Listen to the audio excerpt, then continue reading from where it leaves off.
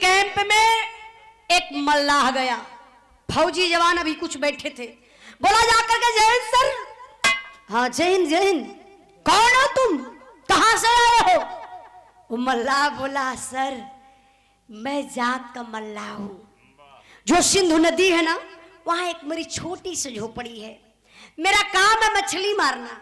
साहब मैं कुछ दिन पहले की बात बता रहा हूं, उस नदी में मैं मछली मार रहा था, एक लाश बहते हुए आ रही थी जो हिंदुस्तानी लाश थी। मैंने उस लाश को बाहर निकाला, जब साहब मैंने ध्यान से देखा ना तो एक गोली लगी थी कंधे में, लेकिन उस जवान को हल्की हल्की सांसें आ रही थी। साहब मैंने देरी नहीं किया, ले जाके हॉस्पिटल में भर्ती कर दिया, इलाज हुआ, आराम हो गया है। वो जवान अपने परिवार से मिलना चाहता है, लेकिन साहब मैं मजबूर हूं कि मेरे पास पैसा नहीं है कि उस फौजी जवान को हॉस्पिटल से बाहर कर दूं और उसके परिवार से मिलवा दूं। मैं इसीलिए आया हूं कि चलिए ना सर उस परिवार से मिलवा दीजिए उस फौजी जवान को। जब जाते हैं फौजी जवान के पास हॉस्पिटल में, देखते हैं हिंदुस्तान के जवान तो अवाक हो जाते हैं, किसी को विश्वास ही नहीं हो रहा है। अरे भाई संजय अरे तू जीवित है, तू तो शहीद हो गया था। मीडिया वाले पहुंचते हैं, सवाल पर सवाल होने लगा, टीवी पर देखा बा का जो संजय शहीद हुआ था वो जीवित मिला, हॉस्पिटल में मिला। कल सैनिक सम्मान के साथ संजय को संजय के परिवार से मिलवाया जाएगा। टीविया पूरा हिंदुस्तान देखल से भैया, वह टीविया संपतवा सरवा देखल, अरे संपतवा देखल, मने मन खुश, बुढ़वा मने मन खुश बा। बुढ़िया के बोलौलस कल से बूढ़ा, अरे आवाज जल्दी है टीविया पर देखा हो। बुढ़िया कल का ये बुढ़ऊ, यह उम्र में गंदा गंदा फोटो देखेला हो, तोरा तो काम धंधा से मतलब ना बा, टीवी टपक्का देखल करेला। बुढ़वा कला ये नानी जल्दी से, हाँ नहीं तो सिनिया चल जाए चाहे ले, घुसिया गल न हो तब का देखबो। बुढ़िया चश्मा से पहुंच के ऐसे अखिया पर लगौलस, कहलस कहो बुढ़ऊ ये तो हमरे संजय मत कौनो लगत बा। बुढ़वा कहला ए नानी आखिया फूट गई है का, चिन्हत ना हो अपन संजैया बा संजैया। बुढ़िया कहलस कहो बुढ़ऊ हमार लाल बहन जियत बाटे। बुढ़वा कहला ए बुढ़िया सुन, रो मत, केहू का कुछ बिगड़ले ना रहली रे, अरे वो पपिनिया मरल का घर में खुशी खुशी न मिलता।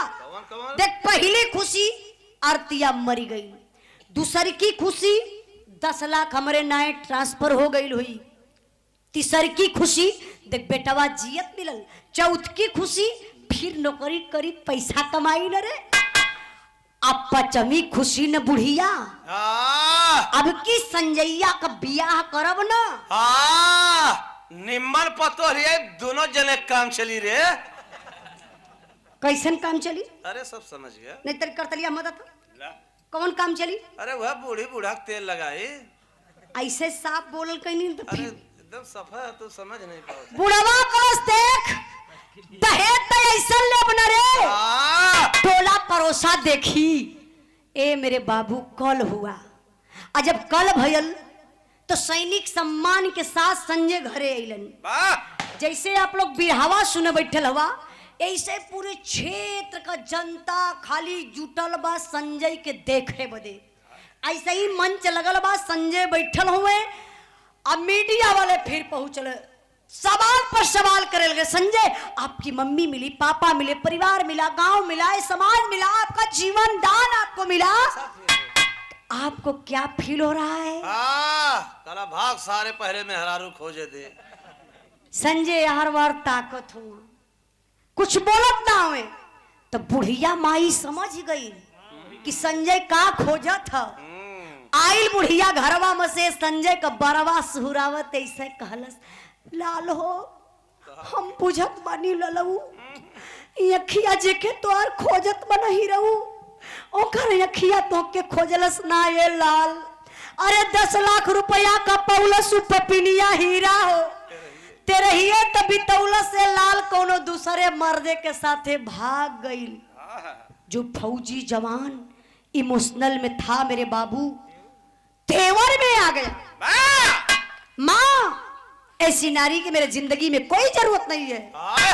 अच्छा संजय के काम मालूम माई हमार मंथरा को रोल अदा करत है तबले पब्लिकिया ऐसे ही जुटल है बा और वही जनतवा में से बाबू एक ठे आवाज आई जौन करजवा के चीर रहलस। वो आवाज के कर रहल मास्टर साहब कैसन आवाज रहल क्या बात है? अयस्तैया सारा कट गइल समय अकलही हमारे मांग का सनरवा जलता बया बही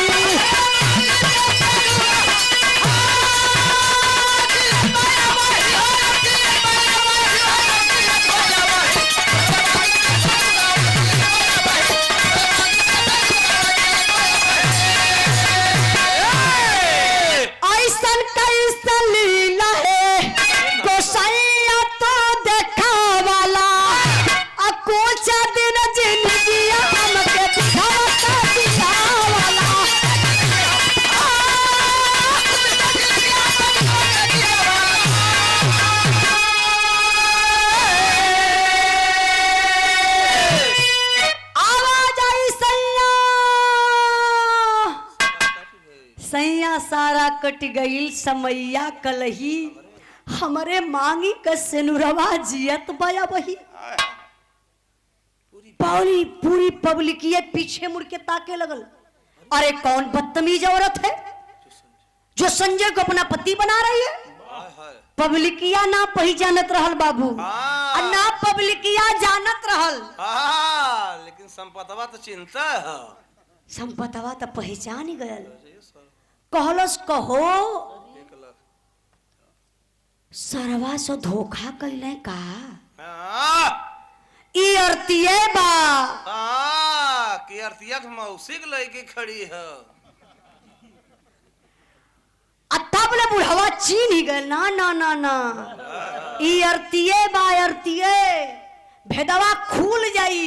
यह पेटवा कस के पकड़ल डिब्बा का पानी उठौल धीरे से बुढ़वा सिवान दबा ललस।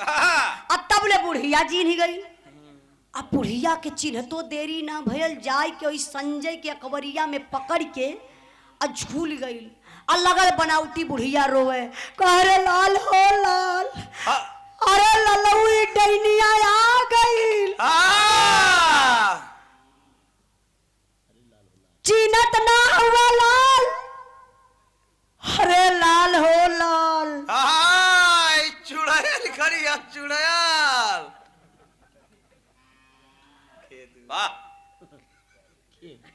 नहीं कभी तोरे ऊपर इतना बढ़िया बरसी ने कि तू अपने 7 जन्म याद करवा। हाँ ये चुड़ैल खड़ी हो पागल कहीं का बुढ़िया करे लाल हो लाल डैनिया मानी ना के कहला है। अरे वो बुढ़िया का दिल आरती को का लाल आई गई डैनिया तो के फिर खाई अयता नहीं कही के बुढ़िया धड़ाम से गिरल। लोग कहे बुढ़िया का हाथ उभर गया लगल बाबू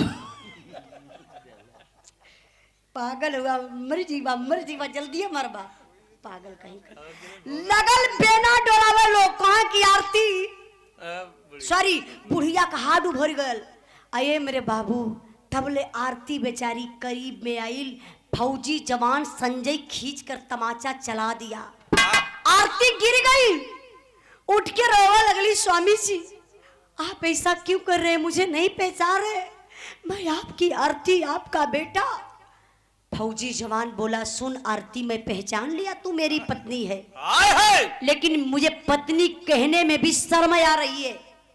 अरे मैं शहीद हुआ था ना कि मेरा परिवार शहीद हुआ था। मैं देश का रक्षा कर सकता था तू मेरे परिवार की रक्षा नहीं कर पाती थी? हाँ, क्या मैं शहीद हुआ, 10 लाख रुपया मिला, तू किसी पराये पुरुष के साथ में चली गई? अरे बाप रे बाप, आरती कना कल जवाब फाट गल हो बाबू की ई का कहत बनी। तब ले उसी जनता में से एक दूसरी आवाज आई, जोर से डांट दिया, अरे भाई संजय, क्या तू मुझे पहचान रहा है? मैं कौन हूं? तब ले संजय उठ के खड़ा और जाय के गले मिल गए। आखिर रहल के उ देवानंद फौजी जे आरती के बचौले रहला है। कहले भाई सुन, तू यही न जानना चाहता है कि आरती किसी पराये पुरुष के साथ में गई थी? आरती को मैं ले गया था। और सुन भाई, अपने धर्म की बहन बनाकर ले गया था। मैंने टीवी पर देखा तू जीवित मिला, तब मैं लेकर आया हूं आज। और सुन मेरी बात, अगर तुझे सच्चाई जानना है ना तो तू अपने पिता संपत को बुला। अब लगल बाबू संपत खो जाए, मिलता न बा संपतवा। पहुंचल कहां बा? उतरहरी के खेते में बा। 4-6 गो लइका गइलन, देखत हुआ तू वो रहरिया का पेड़वा पकड़ के बुढ़वा 270 वाली मार के फेंक के चारों गइले कले एक कक्का।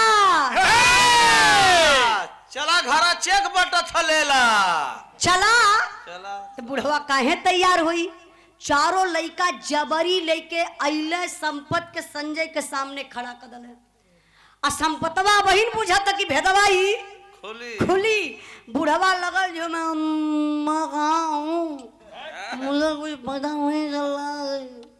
तबले संपत के समनवा फौजी देवानंद सवाल किया, ए पिताजी आप कहाँ है नहीं पता है, आप अपने घर हैं। मैं आपसे एक सवाल करता हूं, आप किसको 1 लाख रुपया दिए थे आरती को और आरती के बेटा को मारने के लिए? अब तो शराब का नशा खत्म। बुढ़वा कला से लाल तू हवा के हमार बेटा मिलल, पतोह मिलल, पोता मिलल, परिवार सज गयल। जब हम सुनली लाल हमार शहीद भइलन, 1 रुपया जहर खाए के ना रहल, 1 लाख का बात करत हुआ। सारा लोकेशन देवानंद फौजी बिटोर कर बाबू इकट्ठा कर लिया। जब संजय को पता चला कि मेरे पिताजी पैसे के चलते मेरी पत्नी के साथ ऐसा काम किए, तब संजय फौजी बोला, बाबूजी पैसे के चलते मेरी दुनिया उजाड़ना चाहते थे ना, सब कुछ आप ले लीजिए, आपका मुझे 1 इंच नहीं चाहिए। मैं वादा करता हूं जब तक जीवित रहूंगा सर्विस का आधा पैसा भेजवाता रहूंगा। अगर पिताजी मैं शहीद हो जाऊंगा तो जो शहीदी राशि मिलेगी उसको ले लेना। लेकिन पिताजी एक बात ध्यान से सुन लीजिए, आपका बेटा संजय शहीद था और शहीद है। माई से हथवा जोड़ के फौजी संजय कहला, माई कहलू ना कि पोता पतो केहू के साथे भाग गइलन, समझ लिया माई तोहर पोता पतो भगले हुआ। या थैला पूरे पब्लिक के सामने कसम खा के दोबारा वापस एक गांव में घरे मुंह दिखावे ना आई। जा। अरे ये भैया, जब फौजी जवान अपने बीबी बच्चा के लेके चले लगले हो, अब वो बुढ़िया बुढ़वा के रह जाई, न बोली पावत हुआ न डोली पावत हुआ, खाली टकबाई मरले वैसे बैठल हुआ। तब ले आरती ऐसे पिछवा मुड़ के देखली अपने सास ससुर का हालात, हाथवा ऐसे जोड़ के ओ भैया अपने फौजी सैया से कहली का बिरहा का आखिरी लाइन,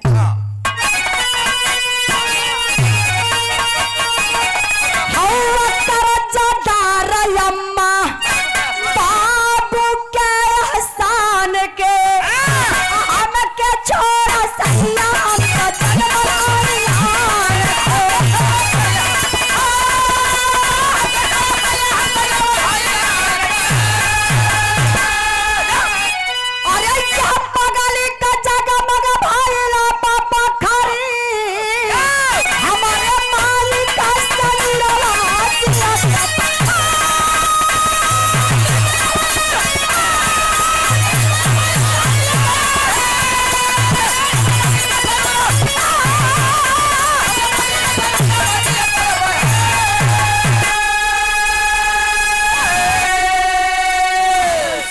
गावे के बाद आप लोग बैठल लबा तो 2 मिनट के सोहरम गा दे। बैठवा ना लोग, ठीक बा। आरती पीछे मुड़कर देखने लगी, कही स्वामी जी हाय अम्मा बाबू इन्हीं सास ससुर के कलश, इनकर बेटा हुआ तू तो के पैदा कैले हुआ बहुत बड़ा अरमान लेके हमार के ले लेवा, हम तक के और का बिटिया ये लोगन का पतो हिला, हमके कष्ट मिलल, कष्ट के उठा लली, झेल लली, सह लली, तो सहले से जाने ला ना भगवान के भी बर्दाश्त नहीं होला। हमके लगत बा इस सहले का नतीजा हमार सिंदूर वापस तू जियत मिलला। मम्मी पापा के मत ठुकरावा स्वामी जी, साथ में लेके चला, नहीं तो के करे भरोसे ही रही है। बारे फौजी जवान संजय रुक गया, अपने बीबी के कहने पर अपने मम्मी पापा को साथ में लिया और लेकर के बाबू ड्यूटी पर चला गया। आज भी वो फौजी जवान ड्यूटी पर तैनात है। परसों संपतवा तेरे ही भी है। हाँ, खाए जाइए न्योता देथो। बिरहा खत्म। छाप लगा। आप लोगों से मैं बात बताई बाबू, पूरा बिरहा गौले का मतलब का भेल, दुनिया में रुपया पैसा बहुत कुछ है लेकिन सब कुछ नहीं है मेरे बाबू। अपन परिवार भरल बा तो सब भरल बा। अरे जे रुपया पे सूतो तो वो मरी, रुपया साथे ना जाई। हम कड़वा लिखावेला तो सबके कड़वा पर ही ना लिखाला कि भलाने बराबर मनई रहला मर गईले। शोक संदेश खाली लिखाला शोक संदेश, चाहे गरीब मरे चाहे अमीर मरे, शोक संदेश फलाने का निधन हो गया, धन यही रह गया। ते लिए मेरे बाबू रुपया पैसा के पीछे कभी मत भागिएगा। बिरहा कम गावा सब आखिरी कहना बा